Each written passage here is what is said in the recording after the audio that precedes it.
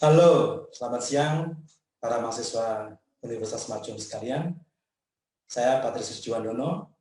Pada kesempatan kali ini saya akan menyampaikan satu topik tentang kewargaan digital. Kenapa ini perlu?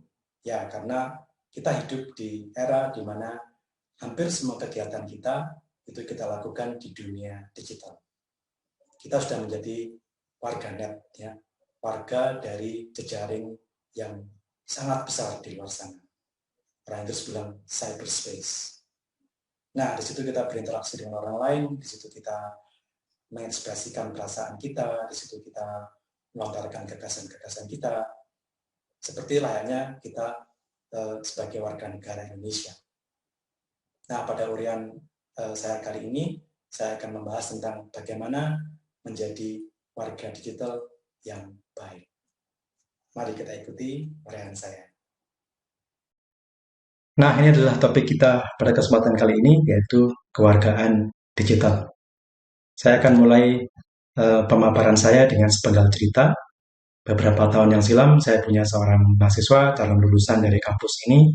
Dia sudah memproses yudisiumnya dan dalam proses menuju ke kelulusan. Pada suatu ketika, pada suatu hari, saya mendapati di wall Facebook-nya, dia ngomel tentang salah satu layanan di unit di kampusnya. Nah, komentarnya ini sangat bernada sangat kritis, tapi juga kasar karena di situ juga terungkap atau tercuat kata-kata yang kurang nyaman didengar. Ya. Nah, saya tentu menegurnya sebagai seorang dosen, apalagi dia adalah anak bimbing saya, dia adalah seorang anak PA saya, maka saya menegurnya. Kamu kok ngomong seperti itu di wall Facebookmu? Tahukah kamu bahwa itu dibaca oleh warganet yang lain? Dan kalau mereka tahu bahwa kamu dari kampus ini, ya mereka pasti akan membuat kesimpulan bahwa, seperti itulah mahasiswa di sana dididik. Jadi kalau mereka kesal, mereka bisa langsung curhat ke sosmed dengan kata-kata yang kasar. Ya. Nah, kemudian dia menjawab, ya tapi itu kan pendapat saya, Pak. Dan saya juga punya hak untuk melontarkan pendapat saya. Dan teman-teman juga biasanya juga begitu. Waduh, ini sudah parah ya. Berarti kalau ini sudah menggejala di kalangan mahasiswa Majung, tentunya ini adalah sesuatu hal yang harus dikikis. Jangan sampai mahasiswa Majung terkenal sebagai insan akademik yang beralasan, yang tidak bisa mengontrol dirinya, mengontrol emosinya, kemudian langsung kalau kesal terhadap seseorang atau bahkan kampusnya, langsung mencuatkannya di wall sosmednya. Ya, ini tentu satu hal yang kurang baik. Ya, nah eh, cerita nyata ini mengilhami atau setidaknya mengawali pembicaraan kita tentang bagaimana menjadi seorang warganet yang baik. Ya, nanti Anda bisa mempertimbangkan sendiri kira-kira tindakan seperti itu bagaimana ya. Dilihat dari paparan saya nanti, dilihat dari hak dan kewajiban seorang warga negara, dalam hal ini seorang warga negara digital. Ya. Nah, kita akan bisa mengulasnya setelah pemaparan ini selesai. Ya, oke. Nah, saya akan mulai dengan Undang-Undang Informasi dan Transaksi Elektronik. Di Indonesia itu sudah dikeluarkan pada tahun 2008 dan kemudian ada sedikit revisi pada tahun 2016. Nah, pada Undang-Undang Informasi dan Transaksi Elektronik itu, kita singkat ITE, pasal 4 bunyinya adalah tujuannya adalah untuk memajukan pemikiran dan kemampuan di bidang penggunaan teknologi informasi secara bertanggung jawab. Nah, tiga kata terakhir ini penting. Jadi kita punya hak untuk memajukan pemikiran dan kemampuan kita di bidang penggunaan teknologi informasi, tapi itu harus dilandasi oleh tanggung jawab. Ya kan? Jadi pasal ini mengatur kewajiban untuk bertanggung jawab terhadap tindakan memajukan pemikiran dan kemampuan di bidang teknologi informasi. Ya. Kemudian yang kedua adalah memberikan rasa keadilan, kepastian hukum bagi pengguna teknologi informasi. Nah, tentunya sebagai negara yang berdasarkan hukum, harus punya dong undang-undang yang mengatur rasa keadilan dan kepastian hukum. Sehingga setiap orang yang merasa dirugikan oleh tindakan-tindakan di dunia digital itu punya landasan hukum. Dan landasan hukumnya adalah Undang-Undang ITE ini. Ya. Kemudian pada pasal 27 dan pasal 29 tercantum melarang tindakan digital yang merugikan orang lain. Misalnya tindakan asusila, berjudi, pencemaran nama baik, ya, ini yang sering dilakukan ya, pengancaman, intimidasi, sara, ya, sara tahu ya, yang suku, agama, ras, dan antar golongan, yang berbau sara itu tidak boleh dicuatkan di dunia maya. Kemudian juga berita bohong, misinformasi, ini juga dilarang oleh pasal 27 dan pasal 29. Ya. Kemudian ada pasal 30 sampai 33 dilarang meretas. Intinya adalah dilarang meretas, dilarang hacking, ya. Dilarang menggunakan kemampuan teknologi informasi untuk masuk ke suatu sistem dan mengacak-acak sistem itu, bahkan mencuri datanya, ya, itu dilarang oleh pasal 30 sampai 33. Nah, jadi kesimpulannya ya sudah jelas bahwa menurut undang-undang ini kita dituntut untuk menjadi warganet yang baik, yang bertanggung jawab, dan punya etika, punya tuntunan akan yang baik dan benar sesuai dengan moral. Ya, jadi kalau kita menggunakan piranti digital kita untuk mengungkapkan pendapat, untuk melontarkan ide, melontarkan gagasan, merespon orang lain, itu juga harus sesuai dengan koridor yang sudah digariskan oleh Undang-Undang ITE ini. Ya, saya tahu memang ada beberapa pihak, mungkin juga Anda juga yang mengkritisi dan mengatakan bahwa wah undang-undang ini masih banyak bolongnya. Ya. Ada juga yang mengatakan undang-undang ini membatasi kebebasan berpendapat. Ya, memang setiap produk hukum itu selalu ada kelemahannya. Tapi bukan berarti kemudian kita menafikan semua ini. Ini tetap perlu untuk menjadikan satu pijakan legal, satu pijakan hukum tentang bagaimana orang harus bersikap di dunia digital. Ya, jadi tetap penting. Yang mengatakan bahwa ini membatasi kebebasan berpendapat, ya kita ingat kuliahnya Pak Antono beberapa minggu yang lalu ya. Manusia boleh bebas, tapi ada batasnya. Nah, batasnya adalah selama kebebasan itu tidak mencederai kebebasan orang lain atau membatasi kebebasan orang lain. Ya, itu di situ kita punya batas. Jadi tidak bebas sebebas-bebasnya, tapi tetap ada batasnya. Dan kalau Anda sebagai seorang insan yang baik, Anda tahu Anda bebas, tapi tetap ada batasnya. Anda tetap harus menghargai hak orang lain. Anda harus menghargai kebebasan orang lain juga. Jangan sampai kebebasan mereka kemudian Anda rampas semata-mata karena Anda ingin bebas. Saya adalah orang yang bebas, saya bebas mengeluarkan apapun. Ya, tidak seperti itu. Ya, maka undang-undang ini adalah salah satu perangkat hukum yang membatasi atau mendefinisikan bagaimana menjadi warga digital yang baik. Oke, nah ini adalah argumen-argumen umum yang sering dilontarkan oleh orang yang seperti mahasiswa saya tadi, yang saya tegur karena ungkapannya di sosial medianya tidak nyaman didengar dan potensial mencederai perasaan orang lain, bahkan membuat malu alma mater. Ya. Nah, mereka akan mengatakan seperti ini wall saya, ini wall Facebook saya. Saya mau ngomong apapun kan terserah saya. Kalau situ gak suka ya silahkan unfollow saja, ya kan? Gampang. Saya akan tetap mengutarakan pendapat saya dengan cara saya sendiri. Mau kasar, mau halus itu kan saya punya kebebasan. Kalau situ nggak suka, ya silahkan unfollow. Nah, begitu argumennya yang beberapa kali saya dengar, saya ikuti dari beberapa perdebatan misalnya, selalu ada yang seperti ini. Ini adalah hak saya untuk ngomong. Saya mau ngomong kasar, mau misuk, mau ngomong halus, mau menyitir kitab suci, mau apapun, itu terserah saya. Kalau Anda nggak suka, ya jangan dibaca. gampang. Ya, ini argumen yang sering dilontarkan. Ya. Kemudian juga ada yang mengatakan saya punya kebebasan berbicara dan mengekspresikan diri. Nah, seperti tadi, kebebasan itu kemudian menjadi sesuatu yang dilaksanakan secara salah karena orang-orang yang punya argumen seperti ini kemudian melanggar hak orang lain ya untuk hidup lebih nyaman. Kalau mereka mencederai perasaan orang lain itu berarti kebebasan mereka membatasi kebebasan orang lain dan itu berarti sesuatu yang kurang terpuji, sesuatu yang tidak baik. Ya kan? Jadi Anda bisa renungkan komentar-komentar ini. Ya jangan-jangan Anda juga punya pendapat yang sama. Anda bisa evaluasi apakah seperti ini argumen seorang warganet yang bijak, yang punya tuntunan moral, yang punya dasar pemikiran Pancasila. Apakah seperti ini ngomongnya? Ya, Anda bisa renungkan itu. Ya. Nah,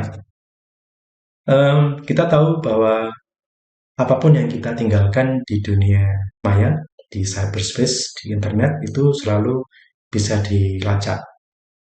Namanya jejak digital. Kalau Anda punya Twitter, punya Instagram, punya YouTube, ya, itu apapun yang ada di situ sudah terekam dan bisa dilacak kembali. Apa yang Anda omongkan sekian tahun yang lalu masih tersimpan di sana dan bisa dilacak. Itu namanya jejak digital. Ya. Nah, karena ada jejak digital ini, maka kita harus bijaksana dalam mengungkapkan pendapat. Kita harus bijaksana dalam melontarkan gagasan.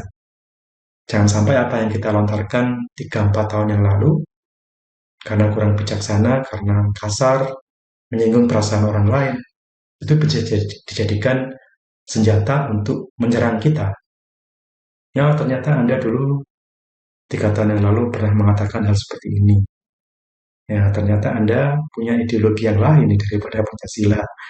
Ya, karena di jejak digital Anda melontarkan kata-kata seperti ini, misalnya. Ya. Anda tahu saja bahwa di masa depan rekrutmen karyawan itu sudah tidak lagi berdasarkan wawancara tatap muka atau melihat resume, melihat CV, melihat surat lamaran ya, tapi sudah mendasarkan pada jejak digital calon karyawan itu. Jadi saya kira ini bukan berita bohong ya di banyak perusahaan di Amerika. Kalau ada karyawan melamar suatu pekerjaan, maka bagian uh, human capital development-nya, bagian pengembangan sumber daya manusianya akan langsung melihat sosmednya, Facebook-nya, Twitter-nya, Instagram-nya, ya, dan apapun yang sudah pernah dia lontarkan di dunia digital. Dari situ kelihatan orang ini punya pribadi seperti apa. Apakah dia seorang yang terkendali? Apakah hal-hal yang dilontarkannya itu inspiratif, kontributif terhadap manusia lain? Atau apakah dia seorang yang tadi mengagungkan kebebasan mutlak? Jadi omongannya sudah nggak tertata, sudah sangat kasar, menyinggung sana sini, mengkritik dengan kata-kata kasar, eh, rasis, ya seperti itu. Itu bisa kelihatan dari jejak digital karyawan itu. Ya, jadi kalau Anda kebetulan melamar di satu pekerjaan, satu kantor, kemudian ketika wawancara, oke wawancaranya besok ya, hari Senin depan. Kemudian hari Minggunya dikatakan, oh Anda sudah nggak perlu wawancara deh, kami memberitahukan bahwa dengan sangat menyesal, kami tidak bisa menerima Anda. Anda kaget tuh. Kenapa aku nggak bisa menerima saya? Ya ternyata dari jejak digital Anda ketahuan bahwa Anda itu orangnya temperamental misalnya, atau suka hal-hal yang kurang baik. Ya. Kelihatan di situ bahwa orang ini suka nonton bokep misalnya, atau ada kecenderungan psikopat atau depresi dan sebagainya.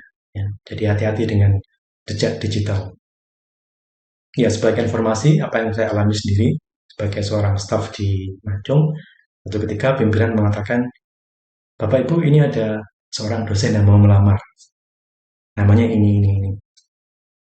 Apa yang kami lakukan? Kami langsung masuk ke Google, menggoogle nama itu. Kemudian kelihatan rekaman digitalnya, kelihatan jejak digitalnya. Waduh, ternyata ada hal yang kurang baik yang tidak sesuai dengan tata krama orang Indonesia ya. Terpampang sekian banyak di jejak digitalnya. Ya terpaksa dengan sangat menyesal kami mengatakan, Pak, kami nggak bisa menerima dosen ini. Bapak lihat ini di Google, kalau di Google namanya langsung keluar track recordnya yang buruk seperti ini. Ya. Jadi itu nyata, ya. Hati-hati dengan jejak digital. Oke. Nah, eh, ini membawa kita pada 6 jenis literasi. Literasi itu artinya kemampuan untuk melakukan sesuatu yang berhubungan dengan baca tulis. Tapi tidak terbatas pada baca tulis sebenarnya. Nah, kita lihat satu persatu ya. Yang pertama adalah literasi baca tulis. Ya, tentunya kita bisa membaca dan menulis. Tapi enggak cuma membaca dan menulis doang. Kita harus bisa memahaminya harus dengan berpikir kritis, tidak sekedar menerima mentah-mentah informasi yang kita baca, dan kemudian kita juga harus bisa menulis dengan runtut dan logis. Runtut itu artinya antara bagian satu dengan bagian lain terkait secara bermakna, sehingga mudah diikuti. Ya, itu namanya runtut.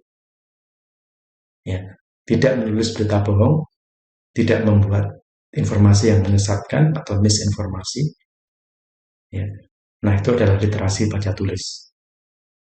Kalau kita sudah bisa melakukan seperti ini, maka kita sudah mempunyai literasi yang pertama. Ya. Yang kedua adalah literasi digital. Ini adalah hal tentang menggunakan piranti digital untuk memahami hal yang baru. Kemudian untuk melakukan pekerjaan dan untuk berkontribusi positif ke masyarakat luas. Ya. Nah, literasi digital ini saya kira Anda semua sudah punya, kita semua sudah punya. Kita tahu bagaimana caranya menggunakan piranti digital ini untuk melancarkan pekerjaan kita. Mulai dari ngetik pakai MS Word, ngitung pakai Microsoft Excel, SPSS. Kalau ingin mencuatkan perasaan atau gagasan lewat blog. Sekarang ada Instagram, kita tahu bagaimana memanfaatkan Instagram untuk mengiklankan kegiatan kita atau bisnis kita bahkan. Ya. Itu namanya literasi digital. Ya, orang modern harus tahu. Kalau tidak, untuk nulis email aja dia bingung, ini terus mau diapakan. Itu adalah orang-orang yang tidak punya kemampuan literasi digital. Tidak tahu harus diapakan, gadget ini harus diapakan, email itu caranya nulis gimana, caranya sending gimana, ada loh seperti itu. Ya, jadi secara digital masih buta, literasi digitalnya masih buta. Literasi numerik, saya kira ini adalah berkaitan dengan hal hitung-menghitung. Ya, ini juga penting. Ya. Literasi sains, kita tahu bagaimana paling tidak dasar-dasar sains ya, supaya kita tidak terheran-heran atau bahkan keheranan atau mungkin menyalahartikan gejala-gejala alam ya karena kita punya literasi sains. Ya. Literasi finansial, nah ini penting ya. Kita semua tentunya membutuhkan uang dan bukan cuma membutuhkan uang, tapi juga tahu bagaimana mengelola uang. Demikian sehingga hidup kita itu bisa berkelanjutan. Ini penting untuk milenial seperti kalian ya, karena menurut kabar orang-orang milenial itu ternyata tidak akan mampu membeli rumah katanya. Ya kenapa? Ya, karena mereka tidak punya kemauan dan kemampuan untuk menabung, untuk berinvestasi. Uangnya habis untuk nonton K-pop atau beli teh boba atau apapun yang sifatnya konsumtif.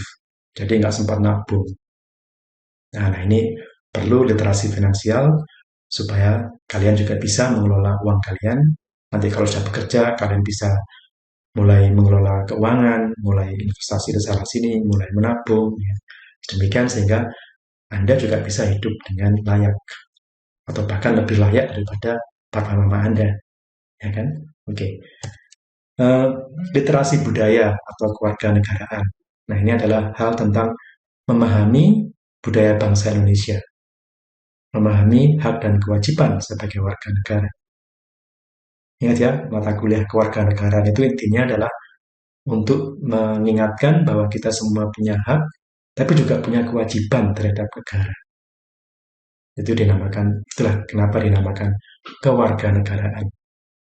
Ya, kalau kita punya literasi budaya atau literasi kewarganegaraan, kita akan tahu hak kita sebagai warga negara itu apa dan kewajiban kita apa.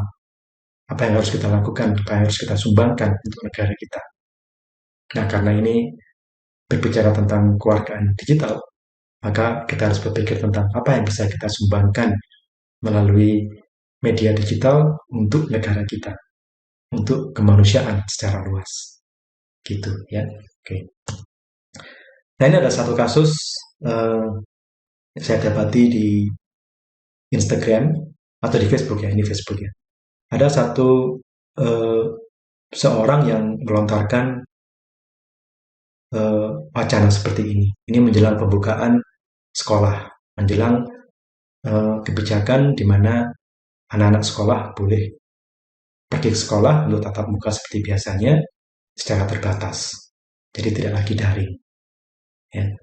Nah, ini kalian bisa melihat sendiri. Yang pertama itu ada kata-kata gawat, 3 klaster sekolah meledak. Kemudian di bawahnya ada 43 kasus di SMA Kota Padang Panjang, 16 kasus di SMAT Kota Bandung, 20 kasus di SMKN Kota Tasikmalaya. Bagaimana Anda menyikapi informasi seperti ini? Ya, Anda harus berpikir kritis. Salah satu kemampuan warga digital yang baik adalah kemampuan untuk berpikir kritis. Anda bisa amati bahwa di situ ada kata yang bombastis, gawat, 3 klaster sekolah meledak. Nah, di balik kata-kata bombastis selalu ada maksud untuk menyetir perasaan orang lain. Nah, kalau kita kritis, kita akan bertanya, apa ya benar seperti ini? Apa yang benar ada 3 klaster sekolah meledak? Apakah kasusnya itu nggak mungkin cuma 1-2, tapi dibilang meledak, seolah-olah itu satu hal yang luar biasa gitu ya. Nah, kalau Anda kritis, Anda bisa mempertanyakan hal seperti ini. Ya. Kemudian di slide berikutnya, ID ungkap angka kematian anak COVID-19 RI tertinggi di ASEAN. Sekali lagi, Anda tidak boleh menelan informasi ini mentah-mentah. Anda harus tanya, ini sumbernya dari mana? Apa benar Ikatan Dokter Indonesia itu pernah melontarkan statement atau pernyataan seperti ini? Kalau perlu Anda cek di websitenya ID, apa benar yang seperti ini pernah terungkap? Ya. Jadi poin saya adalah ketika kita disodori satu hal yang bombastis seperti ini, Anda harus dengan sadar melakukan olah pikiran secara kritis. Anda harus mampu mengolah informasi ini secara kritis. Secara kritis artinya Anda tidak menerima mentah-mentah informasi ini, kemudian mempercayainya, ya, tapi Anda cek dulu. Anda lakukan cek dan recheck. Anda lakukan cek ke sumbernya. Kalau sumber itu meragukan, Anda cek lagi ke sumber yang lain. Mungkin bisa bertanya kepada dosen atau kepada rekan-rekan senior yang jauh lebih tahu. Apakah memang benar seperti ini?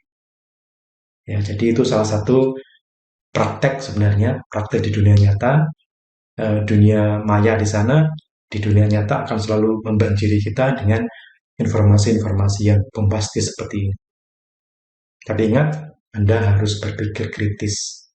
Sebagai seorang warga digital yang baik, warga net yang baik, Anda harus melakukan pengolahan secara kritis dan tidak menelan begitu saja informasi yang disampaikan. Oke. Nah, kalau kita lihat masih ada rentetan gambar berikutnya. Pada akhirnya ternyata ketahuan misi dari orang ini adalah untuk menolak pembukaan sekolah anak. Ya, jadi rupanya dia dari pihak yang keberatan kalau anak-anak itu sudah diperbolehkan pergi ke sekolah untuk tatap muka, pembelajaran tatap muka. Ya, nah, kekritisan Anda itu juga harus sampai di sini, harus sampai pada mengenali apa sih misi dari orang ini, kenapa dia begitu getol melontarkan eh, konten yang isinya sangat provokatif dengan kata-kata yang bombastis dan kata-kata yang dahsyat gitu ya. Misinya apa? Nah, ternyata dia menolak pembukaan sekolah anak, menyadari dari pihak yang tidak setuju. Ya, mungkin orang tuanya sudah senang kalau anaknya eh, belajar daring karena di situ anaknya bisa dibantu sama orang tuanya atau guru lesnya gitu ya. Nah, kalau sudah seperti itu ya itu bisa merupakan rangkaian buruk sebenarnya. Tindakan yang diawali dari keinginan untuk mendapatkan hasil secara curang. Ya. Tapi apapun itu, dalam setiap paparan di sosial media, di dunia digital, itu selalu ada motivasi di belakangnya. Nah, kalau Anda kritis, Anda bisa sampai ke sana. Anda bisa sampai mengenali apa sih motif dari orang ini. Ya, seperti ini. Seperti itulah kita melakukan pengolahan kritis terhadap informasi yang kita terima dari dunia digital. Oke. Nah, ini adalah satu berita beberapa minggu atau beberapa bulan yang lalu yang membuat kita prihatin ya. Ternyata menurut survei, netizen Indonesia itu paling tidak sopan se-Asia Tenggara. Ya. Ini dari Detiknet. Kalau Anda kurang percaya pada Detiknet, Anda juga bisa melihat pada kalimat berikutnya yang diutarakan oleh harian yang sudah terkenal kredibilitasnya, yaitu Kompas. Ya. Dikatakan, kenapa warganet Indonesia bisa dapat predikat paling tidak sopan se-Asia Tenggara. Wah, ini luar biasa ya. Negara kita ini dianggap sebagai negara yang paling agamis, negara dengan penduduk beragama yang paling besar di dunia, negara yang berdasarkan Pancasila, semua nilai Pancasila itu luhur semua. Ya, tapi kok bisa ternyata mendapat predikat paling tidak sopan di internet? Ya, nampaknya kita harus mengintrospeksi diri kita sendiri. Dari status seperti ini, dari berita seperti ini, kita harus melakukan introspeksi. Seperti apa ya tingkah laku kita di dunia maya itu? Kenapa ternyata kita dianggap sebagai yang paling tidak sopan? Ya, uh, ya, salah satu ciri dari orang yang tidak sopan itu adalah seperti tadi yang saya katakan, melontarkan ungkapan-ungkapan yang kritikan yang disertai dengan kata-kata kasar, dengan kata-kata yang tidak pantas didengar, dan kata-kata yang emosional. Ya. Kemudian juga eh, merespon satu posting dengan istilahnya troll ya, eh, menghajar habis-habisan dengan komentar-komentar yang nadanya emosional dan menyudutkan untuk satu posting yang tidak kita sukai. Ya. Yang saya dengar sih ada satu orang yang kebetulan berpendapat tentang selera orang Indonesia terhadap K-pop. Ya. Nah, kemudian orang itu dihantam bertubi-tubi dari netizen yang lain. Ya, dia dicaci maki pokoknya. Seperti itu yang tidak sopan. Seperti itu yang tentunya harus kita hindari. Kalau kita tidak suka postingan salah satu orang di dunia maya, ya tentunya kita harus bisa mengcounternya, meresponsnya dengan etiket yang baik, ya tidak dengan tujuan untuk menghancurkan perasaannya, membuatnya tersudut, membuatnya tertekan sampai bahkan depresi karena diserang bertubi-tubi. Ya. Kita harus bisa melontarkan pendapat dengan sopan. Ya, oke, ini satu hal untuk direnungkan ya. Saya sendiri juga tidak menyangka bahwa menjelang saya mempersiapkan kuliah ini, ternyata berita ini muncul. Ya, dan berita berikutnya lebih mengerikan lagi.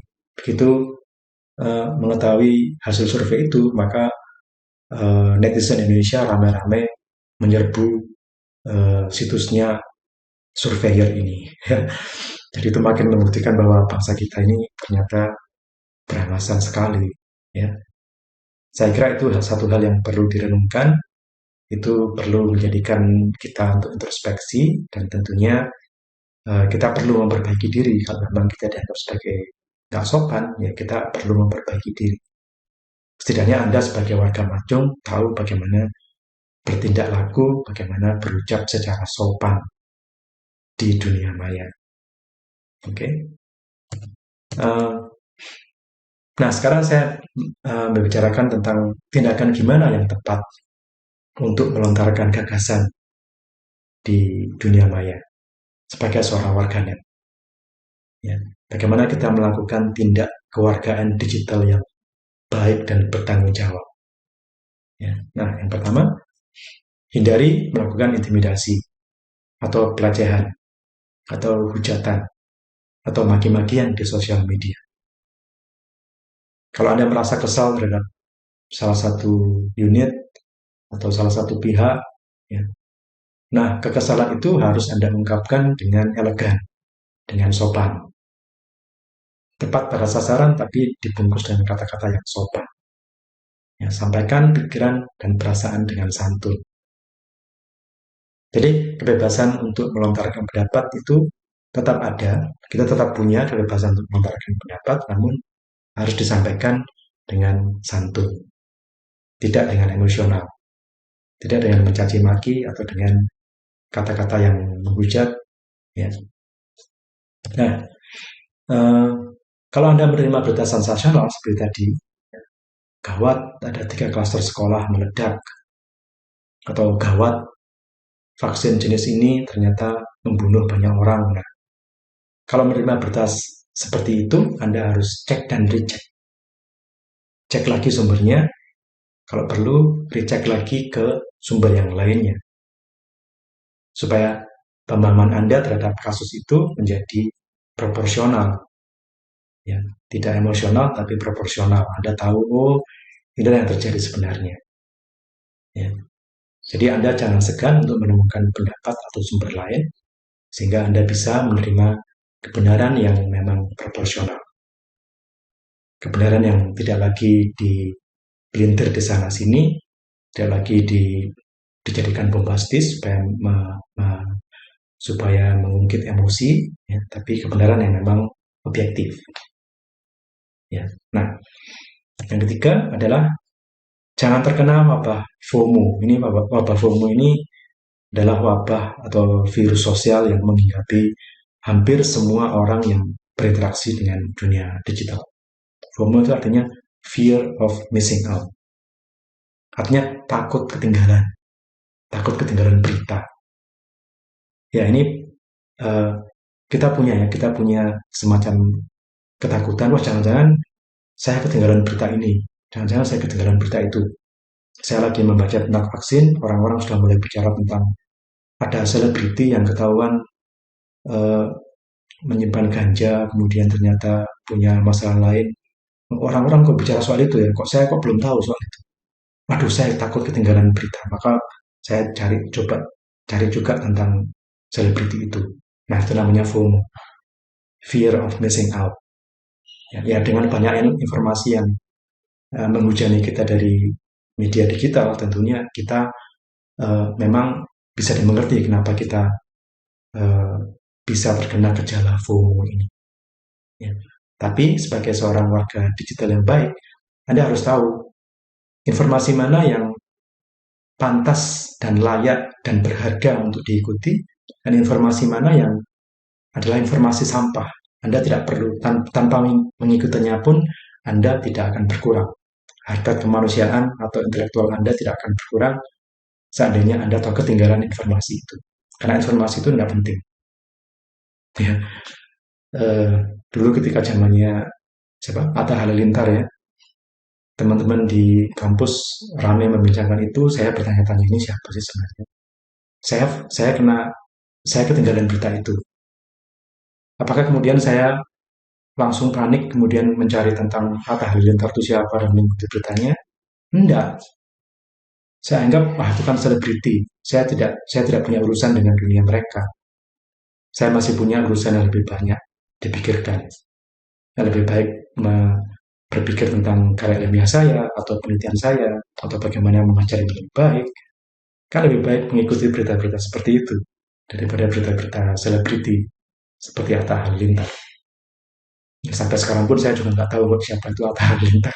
Cuma dengar-dengar aja, tapi saya nggak tahu. Dan saya nggak panik. Ya.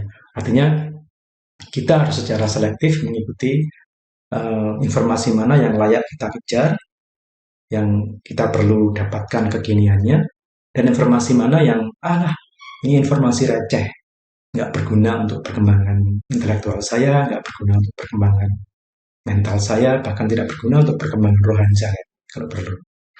Ya, jadi jangan terkena wabah FOMO. Lebih baik kurang update, udet ya istilahnya, kurang update daripada ikut arus berita yang menyesatkan.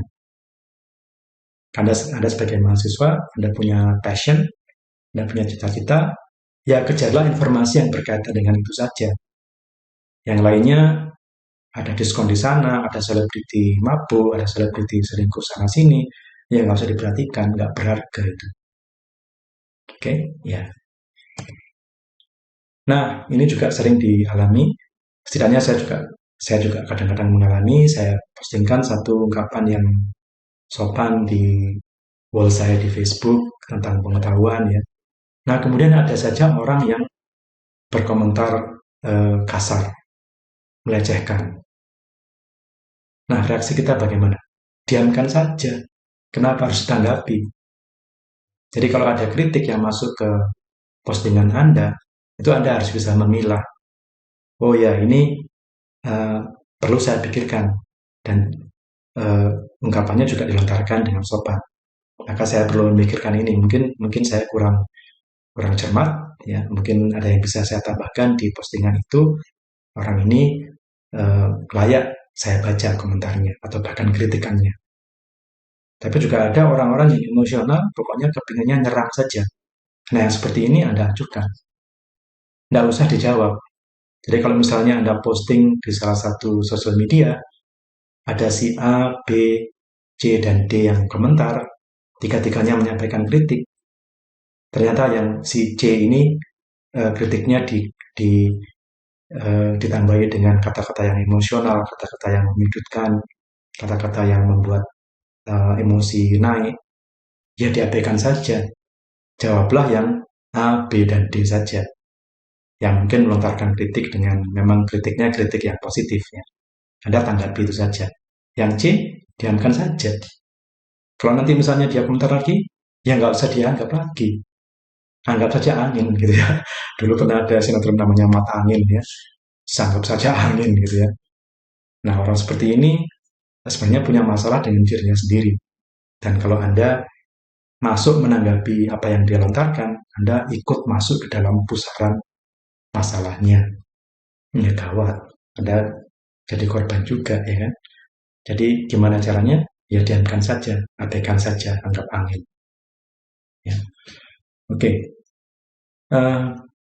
Nah, kewargaan digital yang baik itu seperti apa?